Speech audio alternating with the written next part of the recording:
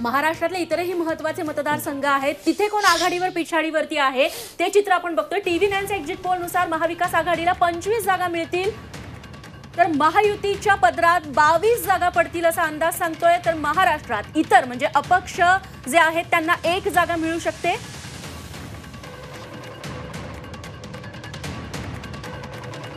पुढची महत्त्वाची बातमी आणि एक्झिट पोल असा येतोय की पोलनुसार प्रतापराव चिखलीकर हे आघाडीवरती असणार आहे, तर नांदेडमध्ये वसंतराव चव्हाण हे पिछाडीवरती असतील।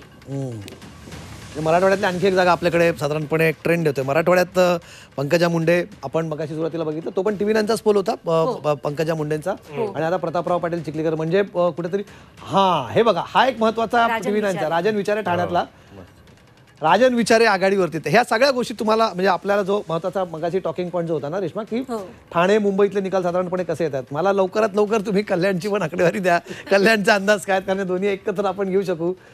पोलनुसार संजय बंडू जाधव परभणीतनं आघाडीवरती आहेत। बंडू बॉस त्यांची खूप चर्चा होती, ती वनसाइडच लढत मानली जात होती। अनेकांना वाटत होतं, काही मित्रांनी आपल्याला सांगितलंय की परभणीतून हे सरप्राईज असणार आहे, जानकर सरप्राईज तिथे निवडून येऊ शकतात। पण संजय जाधव बंडू जाधव तिथनं परभणीतनं आघाडीवरती आहेत आणि ठाण्यातनं राजन विचारे, परभणीतून जानकर पिछाडीवरती। हे दोन अंदाज म्हणजे आपल्याला परभणीत सध्या आपल्याला बघायला गेलं तर दोन आपल्याला फेवरमध्ये सध्या येताना दिसलेले आहेत मराठवाड्यातले।